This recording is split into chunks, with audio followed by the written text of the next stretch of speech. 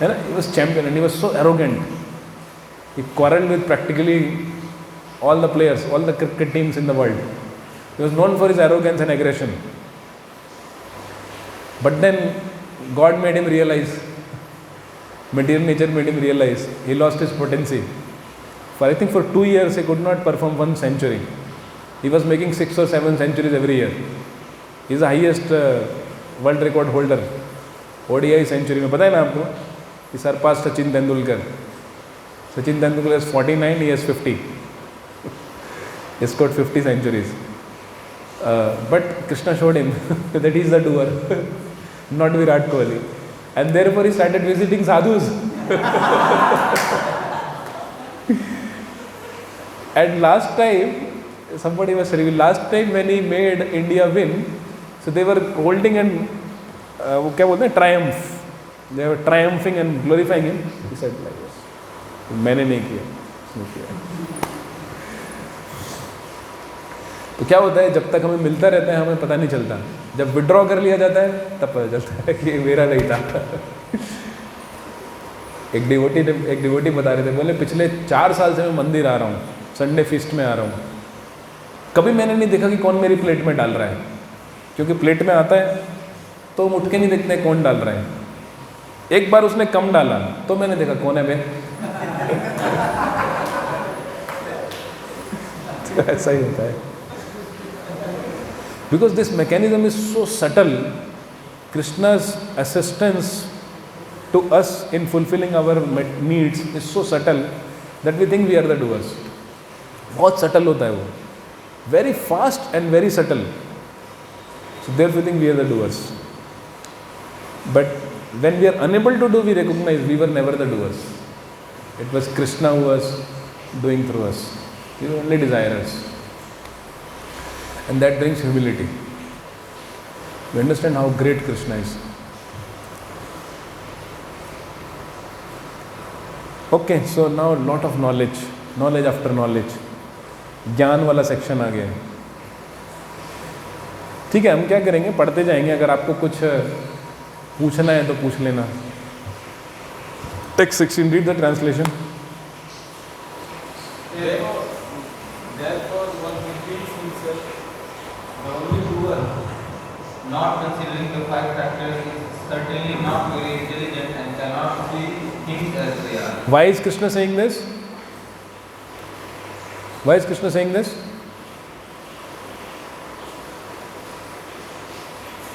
अभी बताया था ना. हाँ, वो तो ठीक है, लेकिन why? हाँ, because Krishna, yes sir. हाँ, so that Arjuna can work on platform Nishkam Karma Yoga, to evoke spirit of renunciation in Arjuna. मैंने बताया ना कि निष्काम कर्म योगा भी एक बहुत एलिवेटेड प्लेटफॉर्म है. वहाँ तक पहुँचना भी बहुत मुश्किल साधारण लोगों के लिए. भाई कौन होगा जो पौधा लगाएगा, रोज पानी देगा, बकरी से बचाएगा, गाय से बचाएगा, खाद डालेगा, जब वृक्ष बड़ा हो जाएगा उसके फल आ जाएंगे तो किसी और को दे देगा.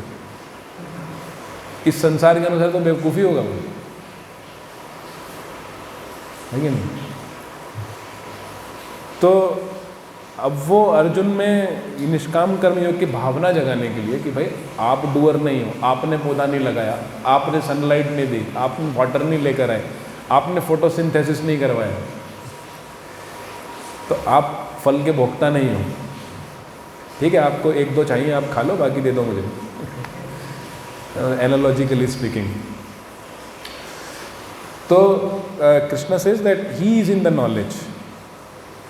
Sorry, he is fool. Actually, word used is durmati. Sapashyati durmati.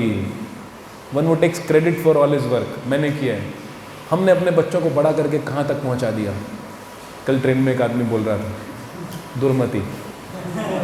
According to Bhagavad Gita मैंने ये करके दिखा दिया. एक्चुअली आप भक्ति में आगे बढ़ते जाएंगे ना, तो आप जैसे ही बोलेंगे आपको रियलाइज़ होगा कि अरे क्या बोल रहा हूँ मैं. आपको शर्म आएगी बोलने पर कि मैं क्या बोल रहा हूँ ये.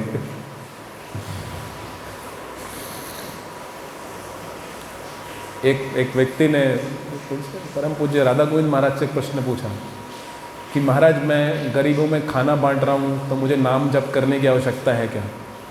तो महाराज कहते हैं कि सबसे पहले तुम्हारा शत्रु है जो तुमने बोला पहला शब्द, क्या?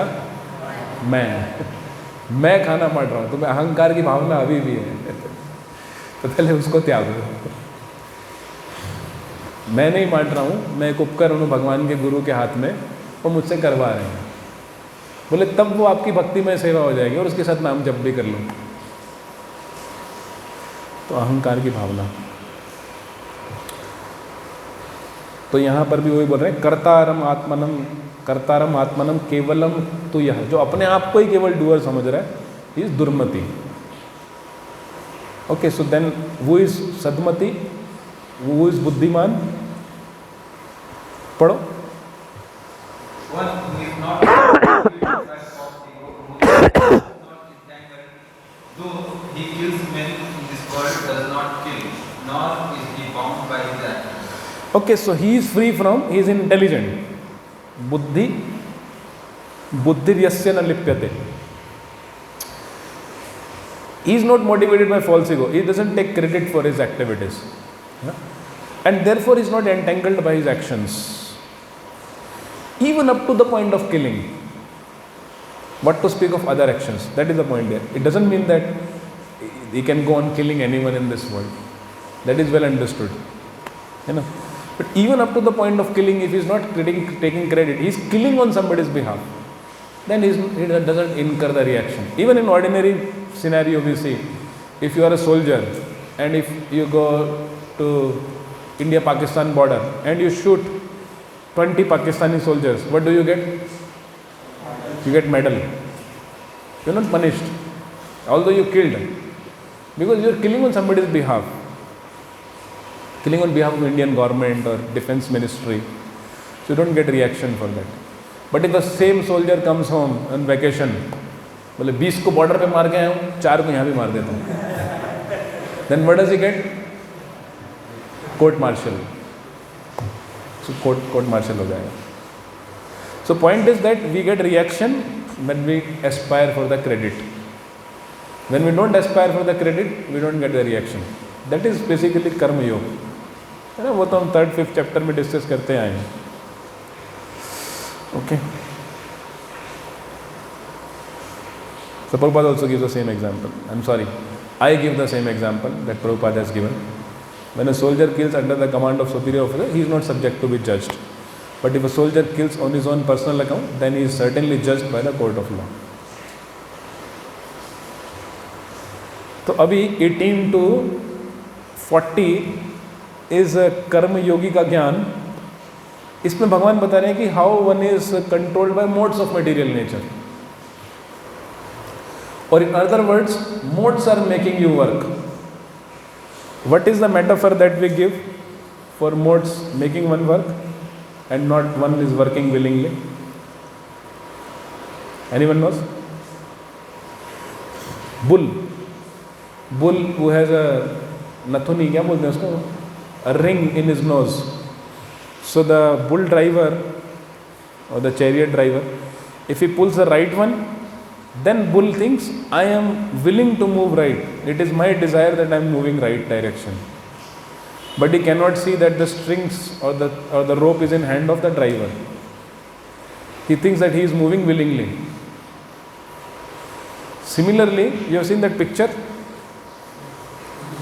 कौन है वो 3 देवियाँ? रजोगुण, तमोगुण, सत्वगुण. 3 देवियाँ है ना जो कठपुतली की तरह नचाती हैं.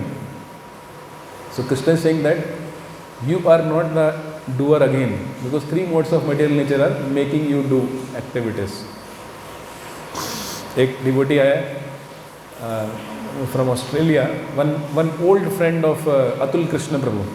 Atul Krishna Prabhu is an native of Australia, Australian body, and they met after 40 years. He said, look at your life, you can't even smoke a cigarette. He told Atul Krishna Prabhu, look at your life, you can't even smoke a cigarette. So Atul Krishna Prabhu said, no, I can smoke a cigarette, and I can also not smoke a cigarette. मैं चाहूँ तो मैं cigarette P सकता हूँ, नहीं भी P सकता हूँ, but you can not smoke a cigarette. You are tied by modes of material nature. They force you to smoke a cigarette. And he said, if you don't agree, don't smoke for 2 days. He said, no, I can't stay without smoking. He said, I am free, you are bound. Okay. So point I am making is that modes of material nature force us to act. And therefore, बोलते ना, प्रकृते क्रियमाणानि गुणे कर्माणि सर्वशः. अहंकार विमूढ़ात्मा करता हम इति मन्यते. So again, Krishna is doing this surgery to take out the doership mentality. ये जो ज्ञान अभी यहाँ पर दिया गया है वो यही है कि actually 3 modes of material nature are, and therefore you are not the doer, you are just puppet in their hands. Okay, so devotees, they are also controlled by modes, but they choose to use the modes in Krishna's service. So night time is for sleep, they go to sleep. Afternoon time is for activities, they carry out practical activities, practical services. Morning time is in mode of goodness, so they carry out their sadhana, hearing, chanting, reading. Best time is morning time. Okay. And ultimately, devotees rise to mode of goodness by adopting a lifestyle of mode of goodness, and eventually transcend the mode of goodness also. Become free. Then you are not bound by laws of material nature. Khatam, mukti. Just waiting to give up the body, you are already in the spiritual world. Okay. तो you can read. अब सबको नींद आने लगेगी. पढ़ लीजिए. Knowledge, the object of knowledge, and the knower, and the knower are the 3 factors that motivate action.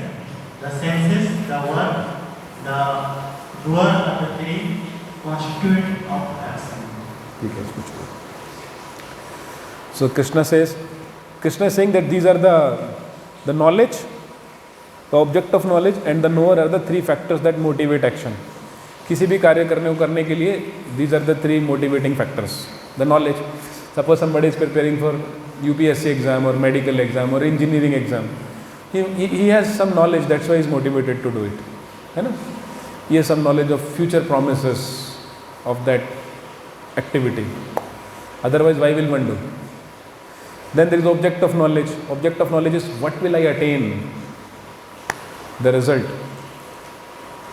And the knower, and he himself can be a motivating person, himself can be a motivating factor. Then again, for any action, the senses, the work, and the doer are the 3 constituents of an action. But for any action to accomplish, senses are required, the effort is required, and the doer is required, the willingness is required. So Krishna says, even among them, there are 3 types. Mode of goodness, mode of passion, mode of ignorance. उसके पूरे division. Basically, all Krishna is trying to say in this section is that the knowledge, the doer, the senses, the work, everything is affected by 3 modes of material nature. Again, you are not the doer. Same point. ठीक है, so let us hear this. Yanam कर्म च कर्ता च त्रिधैव गुणभेदतः प्रोच्यते गुणसंख्याने यथा विच्छृणुतान्यपि.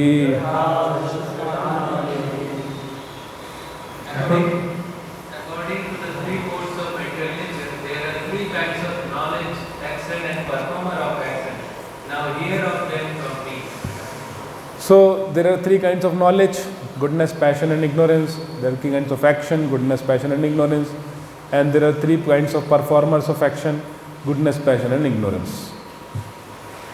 तो प्रभुपाद बता भी रहे हैं. In the 14th chapter, the 3 divisions of modes of nature were elaborately described. In that chapter, it was said that the mode of goodness is illuminating, mode of passion is materialistic, and mode of ignorance is conducive to laziness, indolence. ठीक है, तो ये सब आप जानते ही हैं. So just go on reading. Read text 20.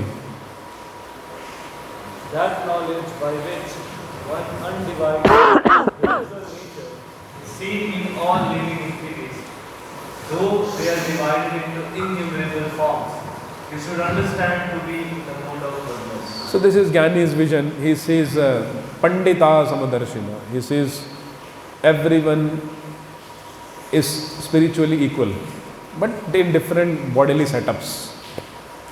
That is knowledge in mode of goodness. Sattvic Jnana. ठीक है. So differences are perceived in terms of body because there are many types of body.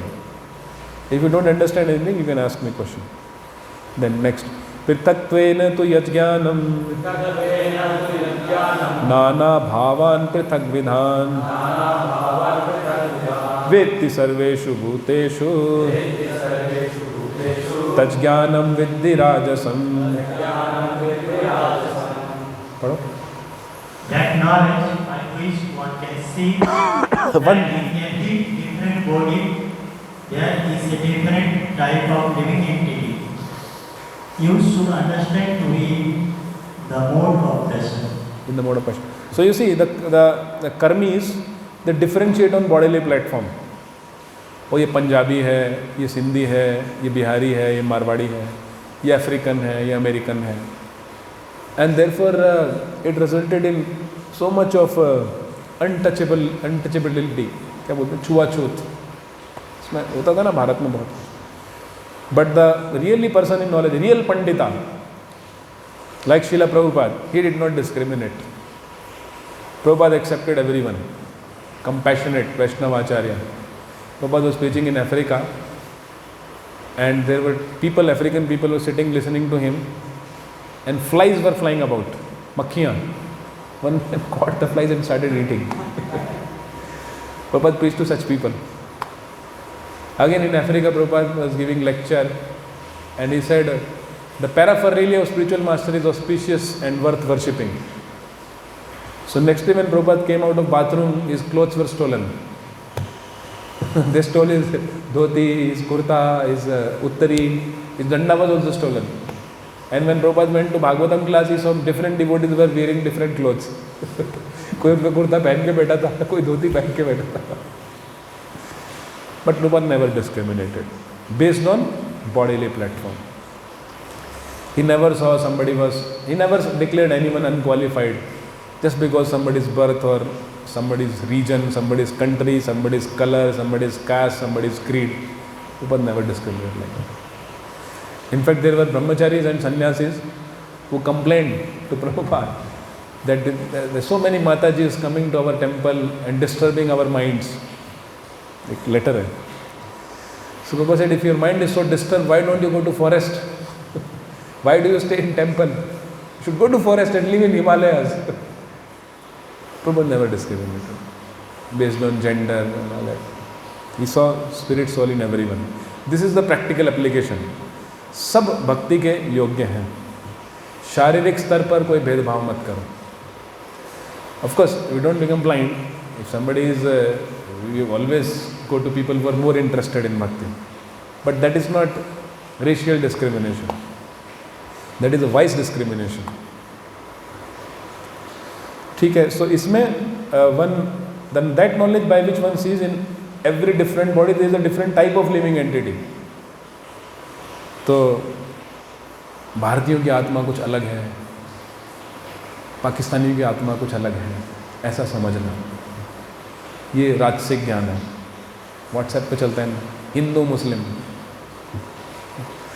मतलब आप उसको पहले ही you just rule out the person's possibility of becoming devotee right at the threshold, because that person is born in certain creed, certain caste, certain country, certain religion, certain gender. That means that person cannot become devotee, is not worthy of compassion. That is Rajasic Jnana. That is mode of passion. ठीक है. तामसिक ज्ञान क्या है? Yes प्रभु, पढ़ो. And that knowledge by which one is attached to one kind of work as the all in all, without knowledge of the truth, and which is very meager, is said to be in the mode of darkness. या जो समझता है कि इससे आगे और कुछ भी नहीं है, that knowledge is in mode of darkness. Prabhupada says that this knowledge is about eating, sleeping, mating and defending. Ahar, Nidra, Bhai, Maithun. It is more or less like the knowledge of ordinary animals. Okay, so this is bodily platform. This is entirely bodily platform. Tamoguna, Rajoguna is discrimination on bodily platform, and Sattva-guna is seeing things as they are, seeing every living entity on Sattvic platform. ठीक है, text 23, read the translation. That action which is regulated and which is performed without attachment, without love or hatred, and without desire for fruitive results, is said to be the mode of goodness. ठीक है, clear? Then next, text number 24. But action performed with great effort by one seeking to gratify his desire and enacted from a sense of false ego is called action in mode of passion. मतलब वो ये, if an action is performed for taking credit of that action, that is action in mode of passion. वही होता है ना रजोगुणा. रजोगुणा मतलब कर्म कांडीज are in on the platform of rajoguna. ज्ञानीस, nishkama karma yoga, they are on the platform of sattva guna. Text 25, read. That action performed in illusion, in disregard of spiritual inaction, and without concern for future bondage or for violence or distress caused to others is said to be in the mode of ignorance. Okay, can you give some example? बहुत सारे example हैं, unlimited examples. Action performed in illusion, disregard of scriptural injunction, without concern for fruitive bondage or for violence or distress caused to others is said to be in mode of ignorance. Riots Bangladesh में चल रहा है अभी, तामसिक. Prabhupada says in one purport that just as people are in mode of passion and ignorance, their religions are also in mode of passion and ignorance. That religion is in mode of ignorance. Tamasi. Maybe we can skip this some portion. आप पढ़ लेना इसको बाद में. वही है राजसिक, तामसिक, सात्विक. मैं आता हूँ सीधा टेक्स्ट नंबर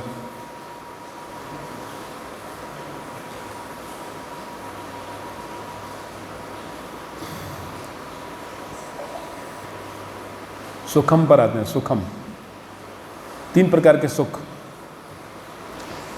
थर्ड टेक्स्ट 37. यत्तदग्रे विषमिव परिणामे अमृतोपमं तत्सुखम सात्विकं प्रोक्तम आत्मबुद्धि प्रसादजम. That which is in the beginning may be just like poison, but at the end is just like nectar, and which awakens one to self-realization is said to be happiness and more goodness. ठीक है. So can you give some example? Chanting in the morning. Chanting in the morning, rising early in the morning, doing yogasanas, sattvic diet. They may be painful in the beginning, but in the end they are like nectar. आप एक काम consistently करते रहोगे ना, तो बाद में उसमें अमृत मिलने लगता है, बहुत अच्छा लगने लगता है. तो वही है, it's poison in the beginning but nectar in the end. तो साधना भक्ति में यही है, सम तपस्या is required, but then nectar क्या है? रागानुगा भक्ति. रागानुगा भक्ति में person feel so much happiness that it doesn't care for the world. Is always happy, blissful. So Prabhupada also says that in pursuit of self-realization, one has to follow many rules and regulations to control the mind and senses and concentrate mind on the self. All these procedures are very difficult and bitter like poison. But if one is successful in following the regulations and comes to the transcendental position, he begins to drink the real nectar and he enjoys life. Actually, we can't understand what kind of nectar it is. Do you know any shloka where some devotee is describing the nectar of bhakti?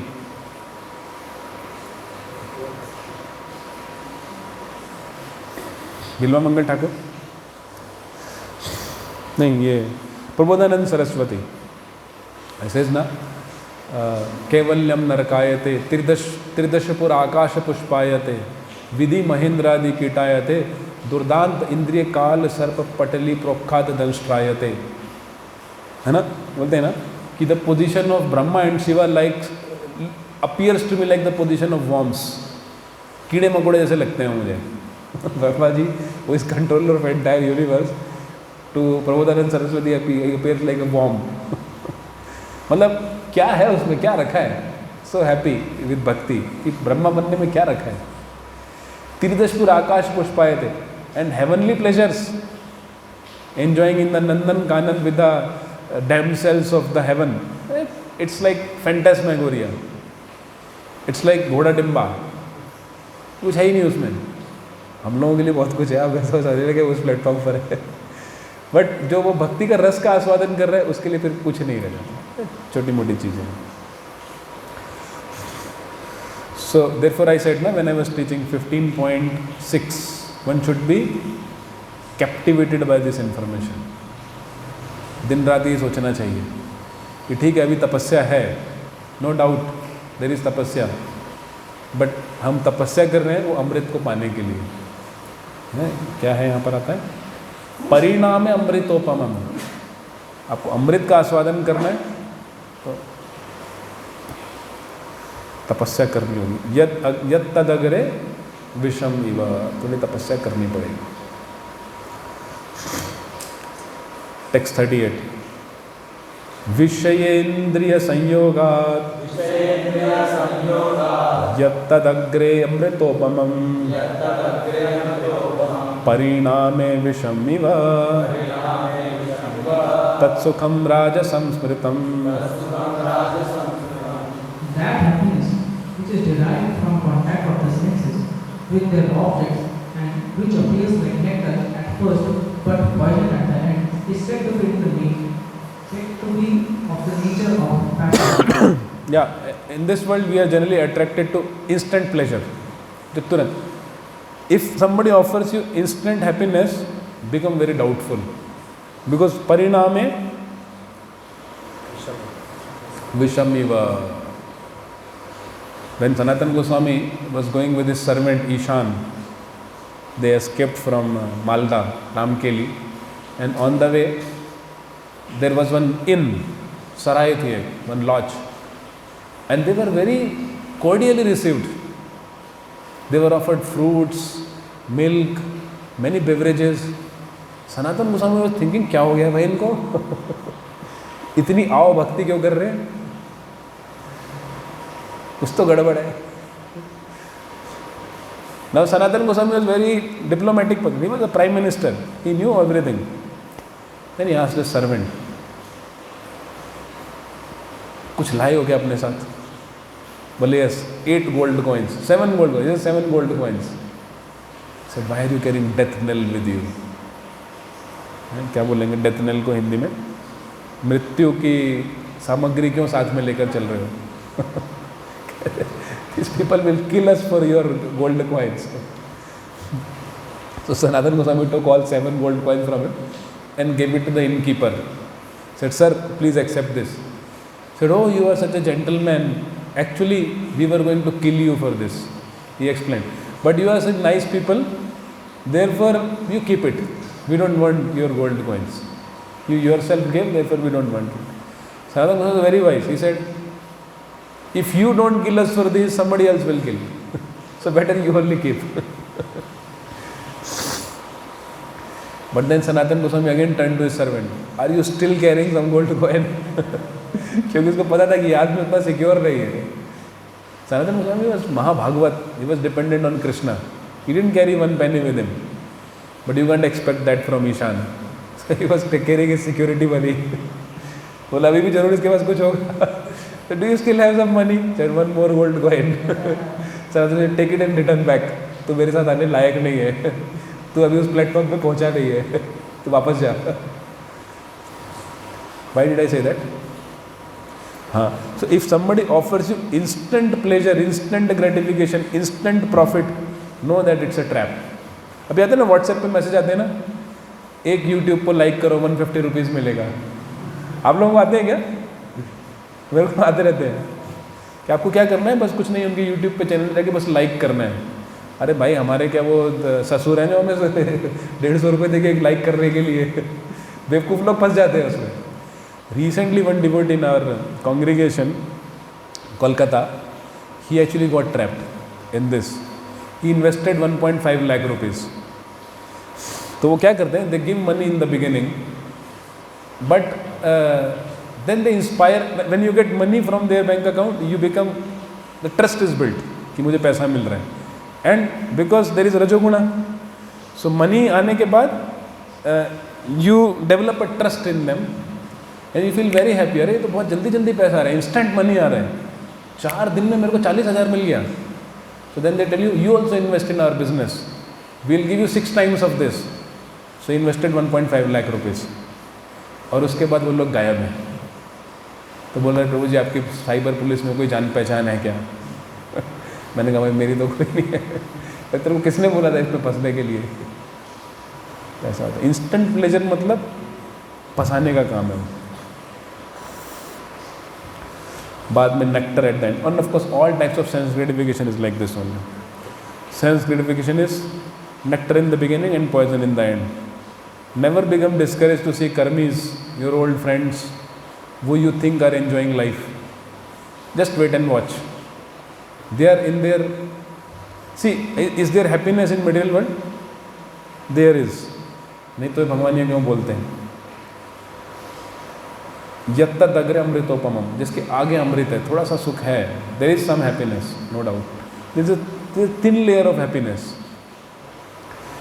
And they are going through that phase because they can make instant money, they don't have to follow any rules and regulations. They are enjoying life. कभी Switzerland जा रहे हैं, कभी यहाँ जा रहे हैं, Facebook पे फोटोज पेस्ट कर रहे हैं. But just wait and watch, because what will happen, यत् परिणामे विषमिव. A karmi has to be miserable and we should have no doubt about it. Just wait and watch. Usually we get to see only their made up, artificially made up side of their life. We don't get to know them deeply. But if you scratch a surface little bit and they are honest, they will reveal how miserable they are. Even the people who you think are happiest people, all these political leaders, Bollywood stars, cricket stars, they may be happy, they may seem to be happy now, and there is some happiness because Krishna says yattad agre amritopamam. But just wait and watch, pariname vishamiva. अंत में they are inevitably miserable, inevitably दुखी होंगे ही होंगे. So don't feel yourself deprived because हमारा कौन सा phase चल रहा है, यत्तद् अग्रे विषमिव. हमारा चल रहा है यत्तद् अग्रे विषमिव, और उनका क्या चल रहा है, यत्तद् अग्रे अमृतोपमम. तो सोचते हैं ये तो हमसे ज़्यादा खुश है. कहाँ फंस गए यार, फर्स्ट ईयर में ही पकड़ लिया. थोड़ा एंजॉय करने देते, कोई वीडियो गेम नहीं खेल पाया, कोई मूवीज़ नहीं देख पाया, गर्लफ्रेंड भी नहीं बना पाया, पहले ही पकड़ लिया इन्होंने. बाद में भी तो आ सकते थे भक्ति में. इनको देखो गर्लफ्रेंड के साथ घूम रहे हैं, फिल्में देख रहे हैं, हाँ, PVR में फिल्में देख रहे हैं, मैकडोनल्ड्स में खा रहे हैं, मज़े ले रहे हैं. So there is likely that we may feel deprived. हम कहाँ फंस गए, KGP कहाँ गर्दन फंसी.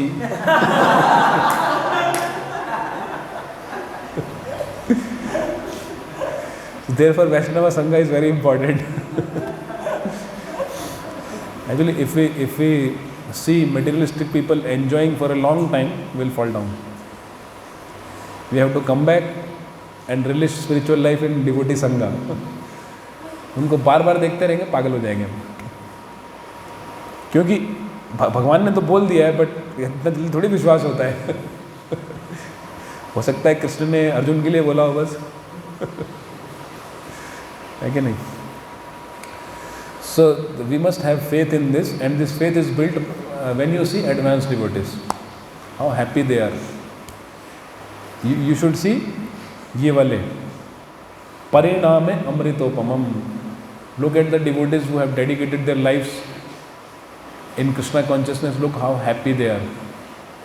They don't need affiliation from anyone to be happy. Associate with them, associate with the advanced devotees, and then you will be convinced that yes, there is pariname amritopamam. Okay, fine. And then tamsik sukh. शुरू में भी दुख है, बाद में भी दुख है. आप सोचे कि इसमें जाता कौन है? बेवकूफ लोग. यदग्रे चानुबंधे च सुखम मोहनमात्मनः निद्रालस्य प्रमादोत्थम तत्तामसम उदाहृतम. पढ़ो. And that happiness which is blind to self-realization, which is delusion from beginning to end, and which arises from sleep, laziness and illusion, is said to be of the nature of ignorance. Okay, so there is a sukham mohanam. There is only illusion of happiness. Sukham mohanam atmana. There is no happiness. At least in Rajaguna there is some happiness. We can't say there is no happiness. But इसमें क्या है? There is no happiness. There is only illusion of happiness. यदाग्रे चानुबंधे च सुखम मोहनम आत्मना. Can you give some example? तामसिक happiness, sleeping, taking drugs. शुरू में भी दुखी है, कुछ नहीं है उसमें, दुखी है क्योंकि it is only deteriorating your body. The time you inject drugs in your body, when I am talking about harmful drugs, they start cancelling your good cells. It's suffering. And परिणाम तो उसका होगा ही होगा, बहुत खतरनाक होगा. So it's delusion from the beginning to the end, and which arises from sleep, laziness and illusion is said to be nature of ignorance. देखते प्रभुपाद ने क्या एग्जाम्पल दिया है. One would takes pleasure in laziness and sleep is certainly in the mode of darkness. You know how many hours Prabhupada recommends to sleep? 6 to 8 hours. Of course, Prabhupada says in 10th chapter that 6 hours sleep is enough. But in a lecture, Prabhupada says 6 to 8 hours. Somebody may need more sleep, especially in the beginning. But in later stages, sleep also उम्र के साथ अपने आप कम होती रहती है.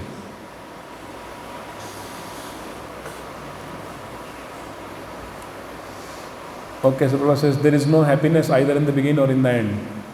For a person in mode of passion, there might be some kind of ephemeral happiness in the beginning and at the end, distress.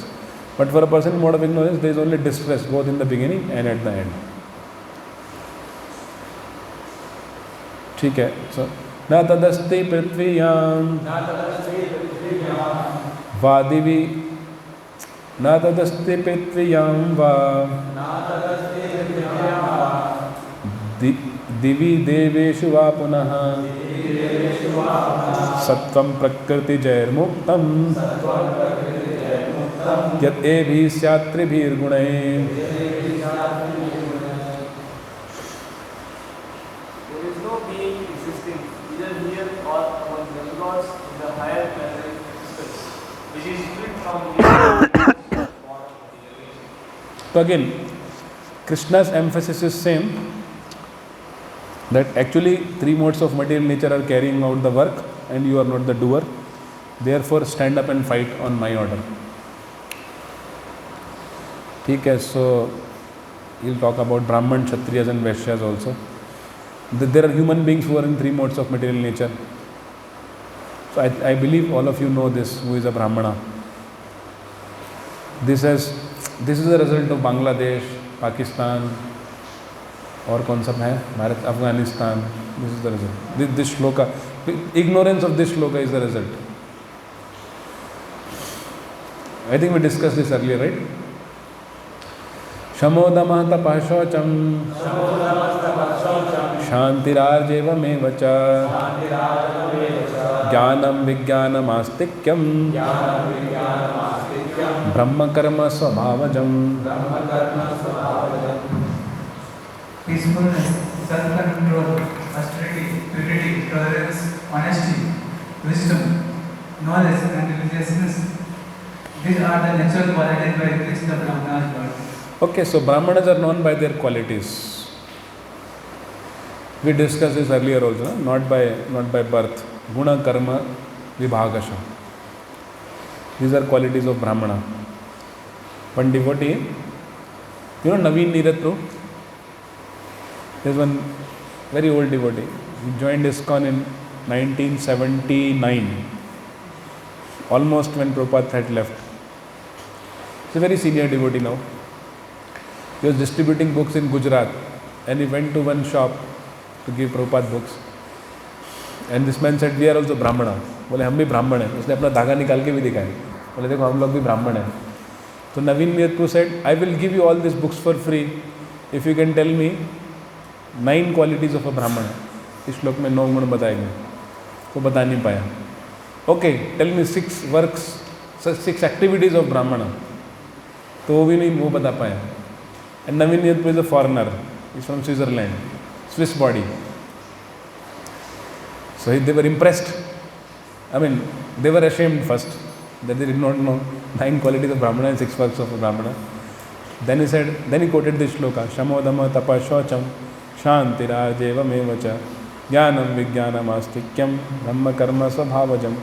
These are the 9 qualities of Brahmana, and 6 activities of Brahmana are Yajan, Yajan, Patan, Patan, Dan, Pratigraha. So they were very impressed. बोले ये foreigner हमें आगे बता रहे हैं. They took all the books from him. तुरंत उन्होंने 5,000 रुपये दी, जितनी बुक थी सब ले ली. So this is actually Varnashram, Vedic Varnashram, when the division is based on qualities. Then Kshatriya, Shauryam Tejo Dhritirdakshyam, Yuddhe Chapya Palayanam, Danam Ishvara Bhavascha, Shatram Karma Swabhavajam.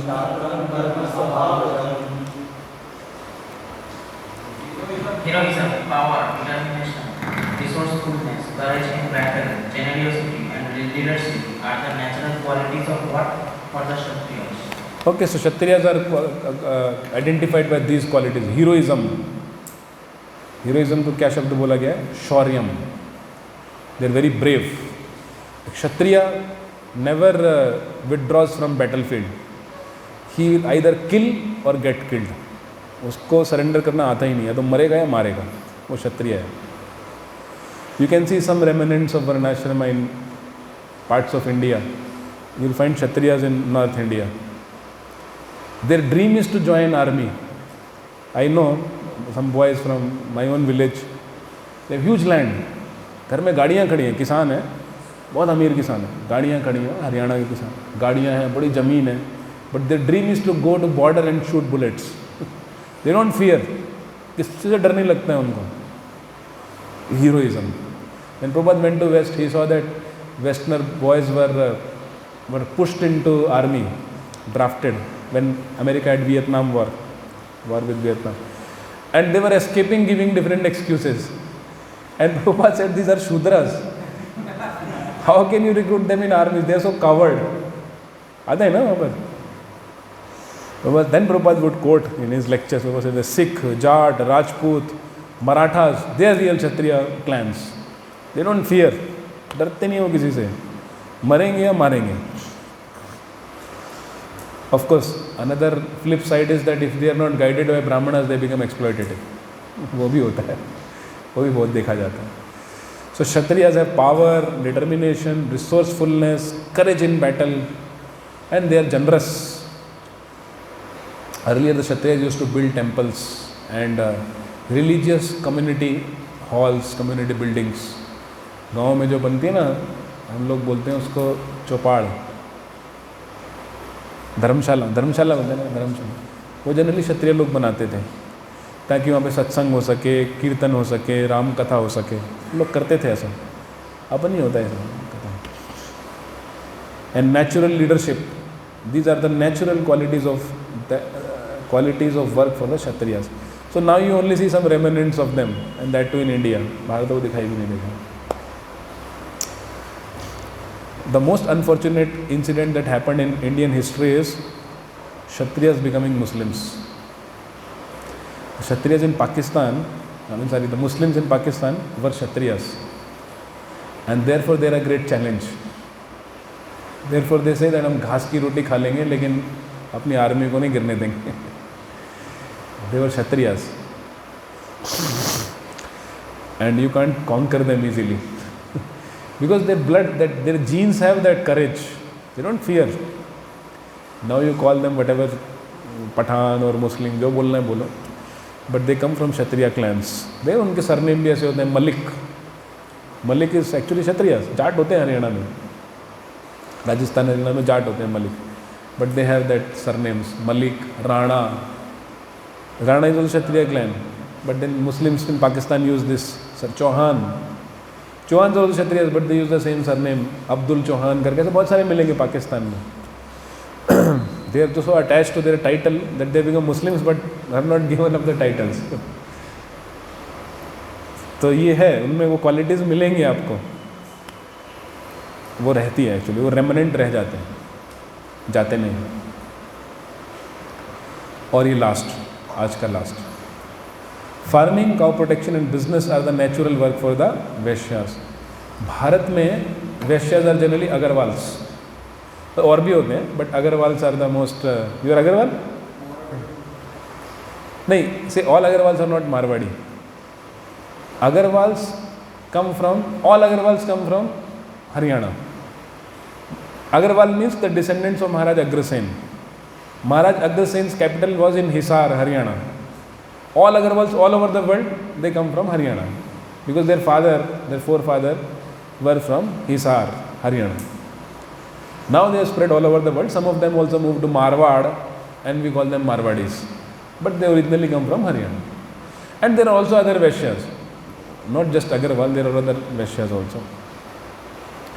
It is their duty to protect cows, but how much cow slaughter is going on all over the world? Actually, Vaishyas are going to suffer for this. Therefore, it's a duty of every businessman to contribute to cow protection. They should open some goshalas or make some programs, some schemes for protecting cows. It is their duty. See, farming, cow protection and business. अब वो किस में रह गए? Only business में. Cow protection तो खत्म है. In fact, Agarwals are running cow slaughterhouses. I heard from Radheshyam bro that the largest slaughterhouse in Asia is run by a Jain. Jains are also Vaishyas, by the way. Vaishyas turned into Jains. So instead of protecting cows, they are killing cows. So it's a duty of Vaishyas to protect cows. And those who cannot do any of the above, they are Shudras, the labor class. They serve others. Oh, I'm sorry, I've exceeded the time. We'll stop here for today. Thank you very much. Srimad Bhagavad Gita ki Jai, Srila Prabhupada ki Jai. You had some question, bro? So we will continue. Tomorrow we'll complete this chapter.